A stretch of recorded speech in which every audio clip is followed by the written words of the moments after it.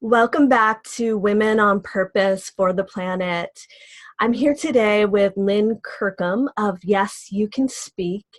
And why I felt really called to have Lynn be on this series is because I have had the gift of personally working with Lynn. I had a big talk and she helped me prepare and be so confident and connected. And I was like filled with nerves beforehand. And after kind of a VIP day in our house, we went really deep and we practiced, and I really rocked my talk. And yeah, I had a lot of new clients as a result, and went on to do a talk a few months later, just using what you had taught me.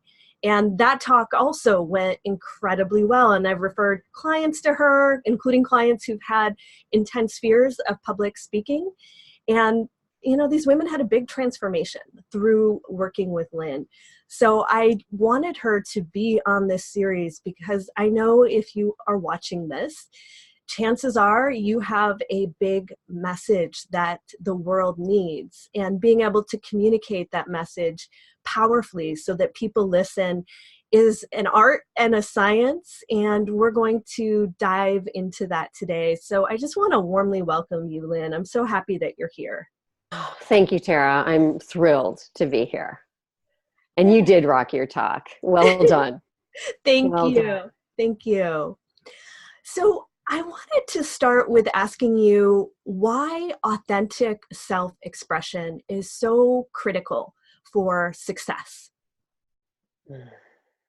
It's critical for entrepreneurs, because we magnetize what we're thinking about. We magnetize what our beliefs are about ourselves. And there are times when we're in our heads and we're thinking, oh, I need to say this because it's the right thing to say.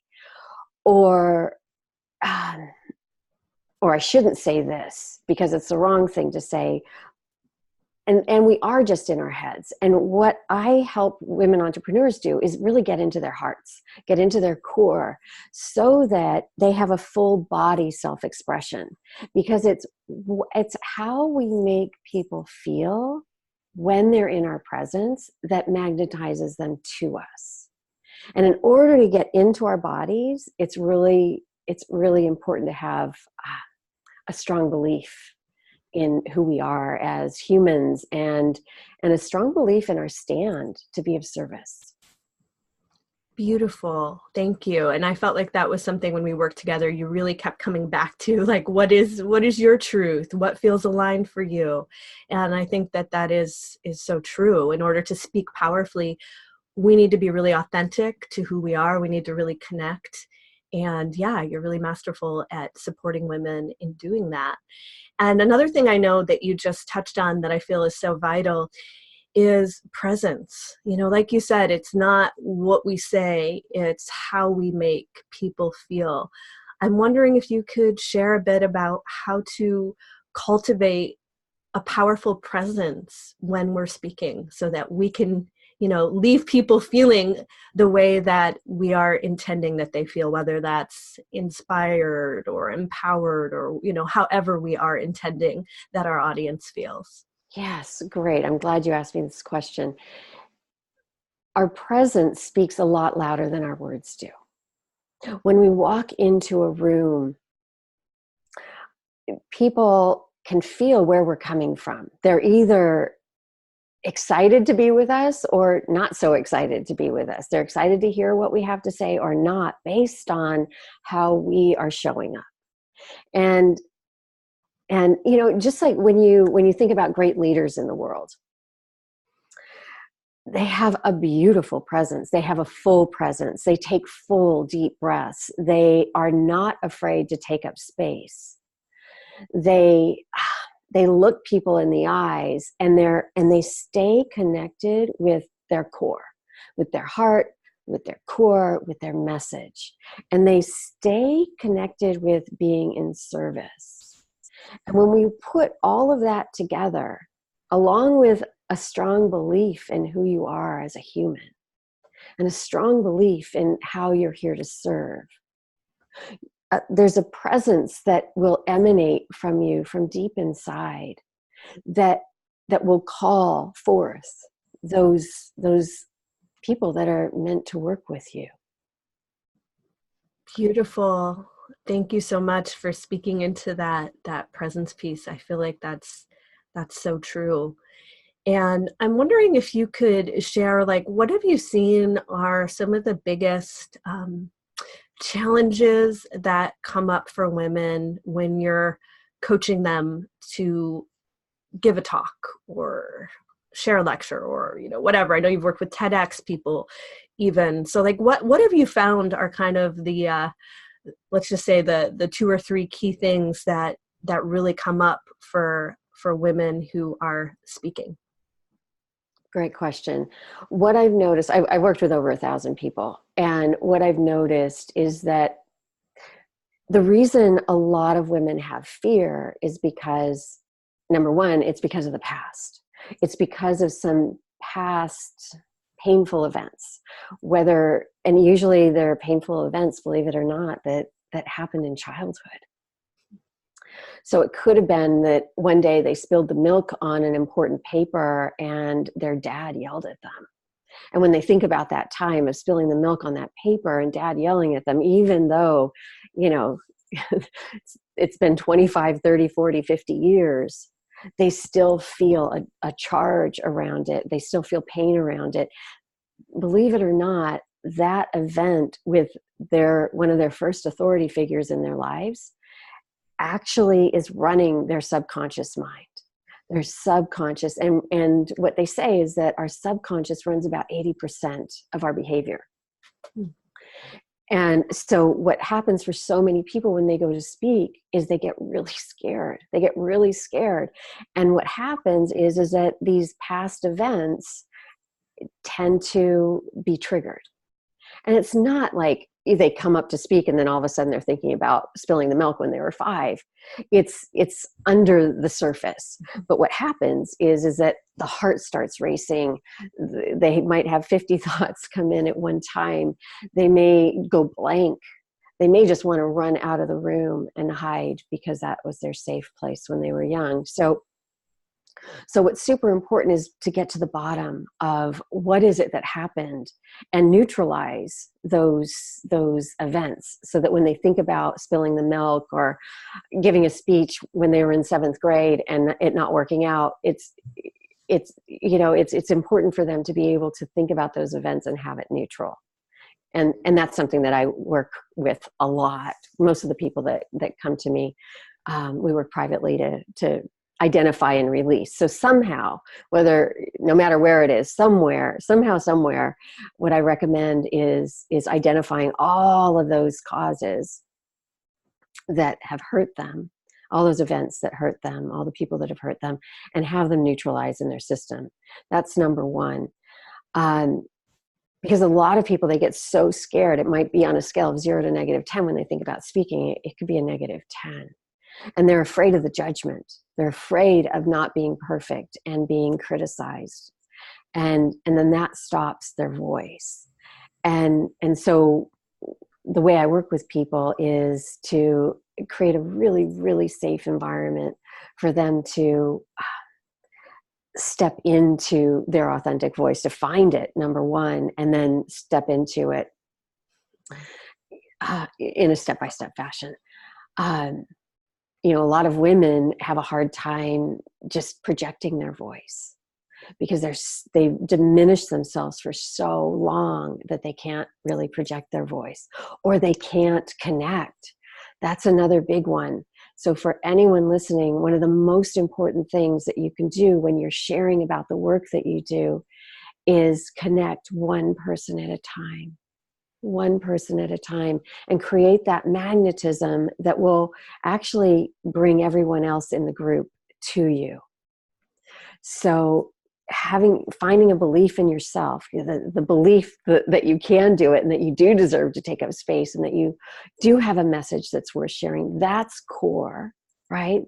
Got to do that first. And then when you actually are presenting, it's important to take really deep breaths into your belly, take up more space, and speak to one person at a time from your whole heart so that they feel you. Mm. Yeah. I love that.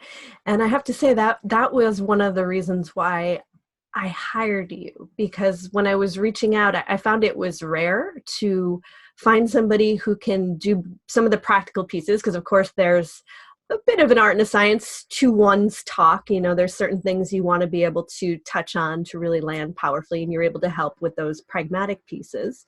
But there's a whole inner game, and you're really speaking beautifully to the fact that we've all had these traumatic experiences of times when we used our voice, and you know there was some kind of pain involved with that experience. And I'm sure you're absolutely right that it probably goes back to our primary caretakers and just trauma from our past, or being young and being excited. I remember, I have memories of like, I'm so excited about this thing, and then feeling like, oh, I didn't get the reception that I was wanting in first grade at the at the play. Or we all have these little memories that can get in the way of us feeling like we can be powerful communicators. It's vulnerable. It's really, really vulnerable to share our message with the world. So I feel like you have a beautiful way of working with people in that vulnerability and helping them really heal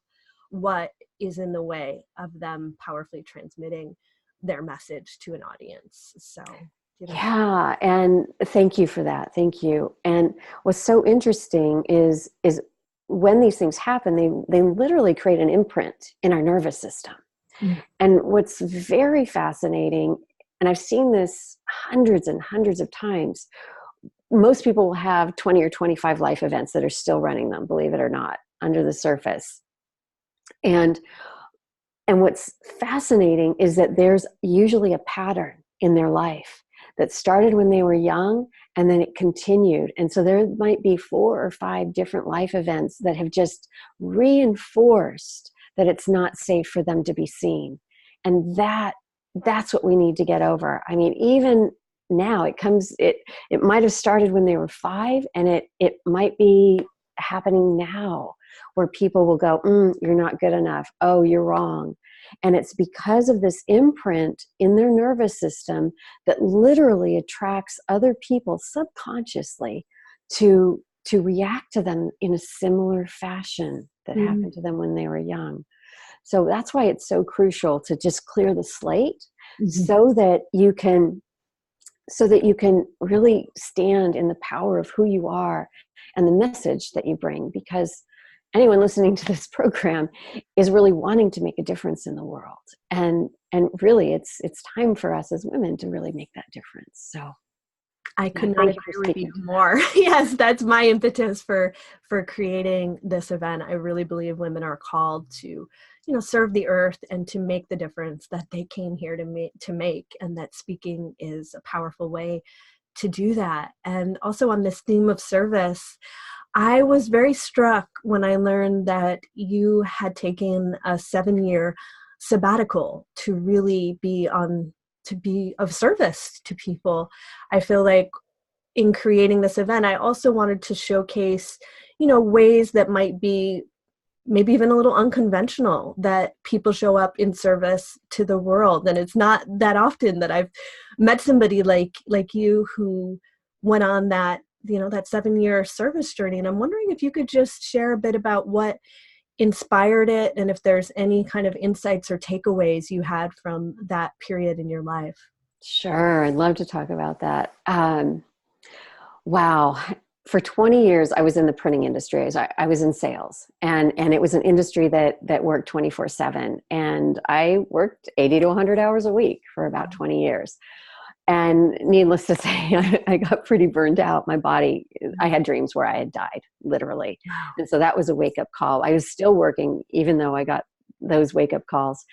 And I remember I was living in Mill Valley near you, Terra, and I had some huggable redwood trees in my backyard. And I was meditating one day and just asking for guidance, because I knew that I had to change my life. I was just scared to death to do it.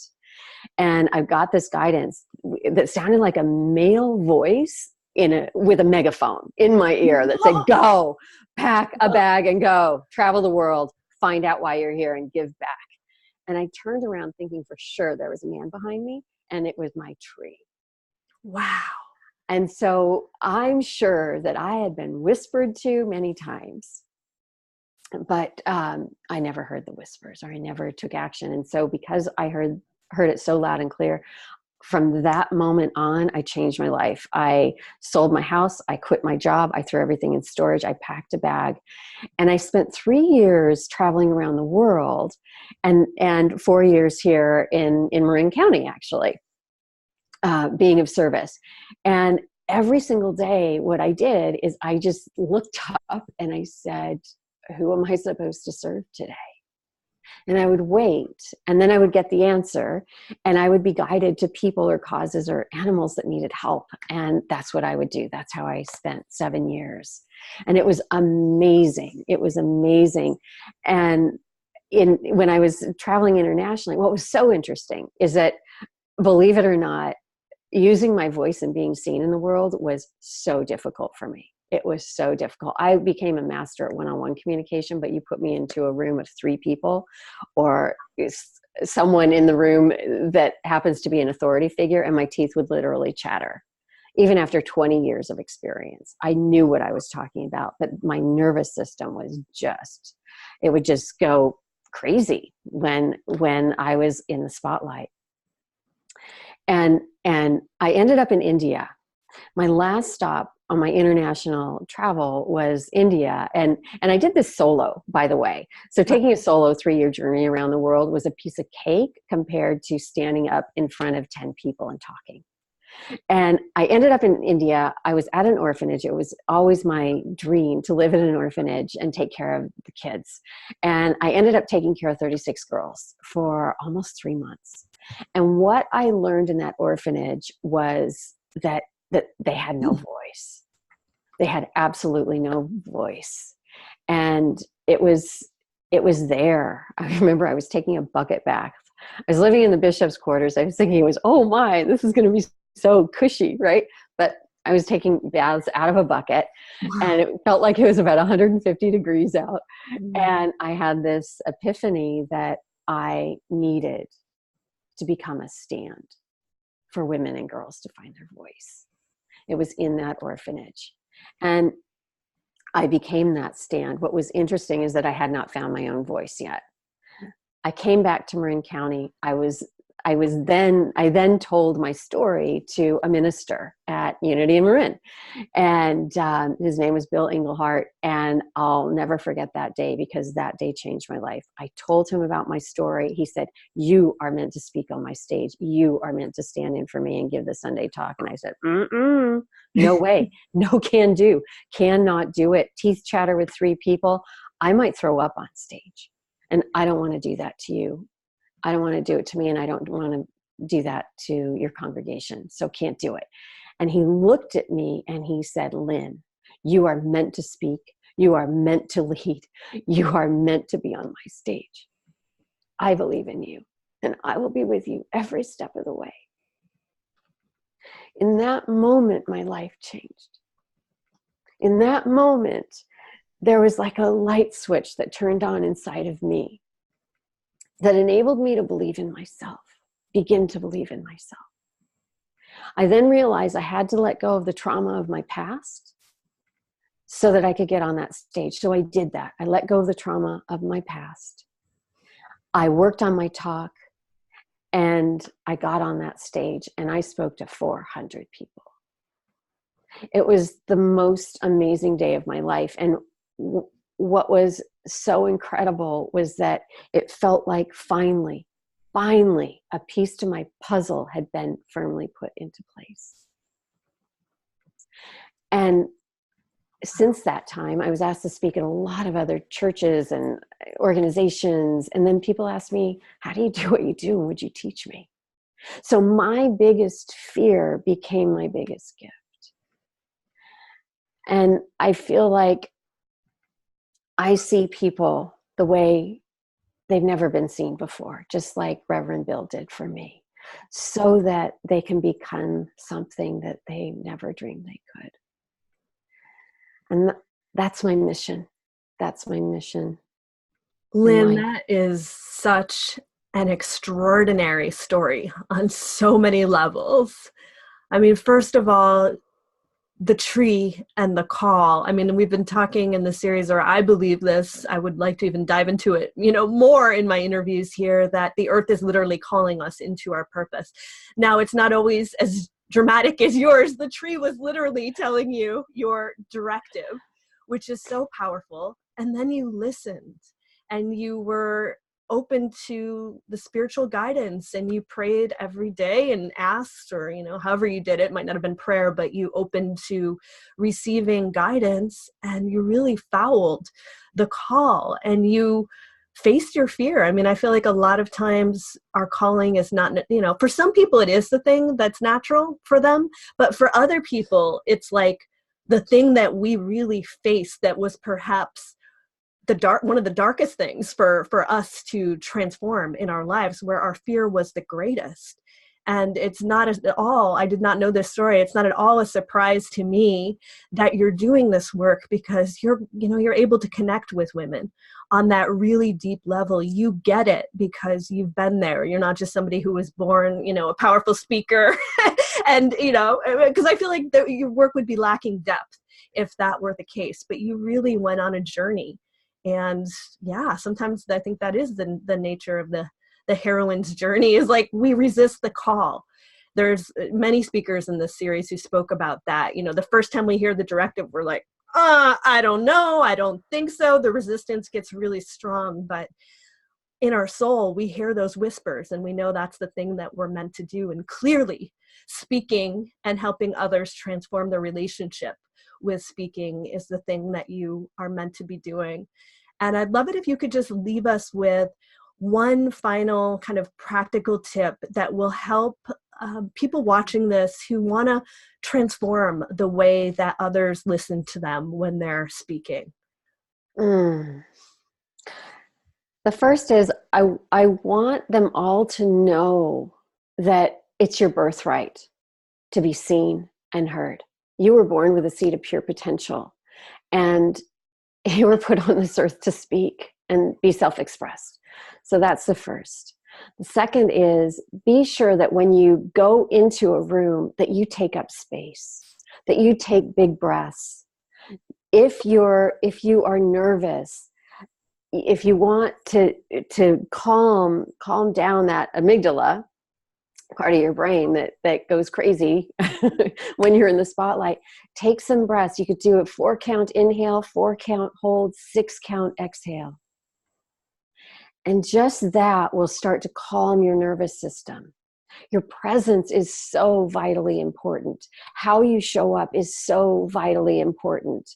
And in order to show up as your best self, like you are when you're with your friends, that's the person that will attract amazing clients. You being that person. And so what do you need to do to get there? Part of it is breath. Breathe like you breathe when you're with your friends. Look people in the eyes. Have a big smile. Get out of your head. Get out of it. It's dangerous up there. Be in your heart. Your heart is your first brain anyway. Be in your heart. Speak from your heart. And then when you speak, come from a place of why. Why is this important for them? Be in service. It's not about you looking good. It's not about saying the perfect thing. It's about your audience feeling your heart. And really connect with them one person at a time for about a sentence, believe it or not. Do yourself a favor and don't scan the room. Look at one person, really connect with them, and look at another person, really connect with that person. And you will go far. Beautiful. I love that. And you have a powerful free gift to share with our audience. I do. It's a video, and it's really quick, practical tips. And it's called Top Keys to Stop the Jitters and Reclaim Your Voice. They're my top keys. And I would love for you to get that video. Awesome. Yeah, I would encourage you, if you're watching this video and you know that speaking is part of your path, Lynn has wisdom for you there. So definitely take advantage of this free gift. And Lynn, I just want to thank you so much for powerfully sharing your wisdom with us today. It's been a really illuminating and inspiring interview. And I'm grateful for you for doing this incredible work in the world. Thank you, Tara, so much. It's been an honor.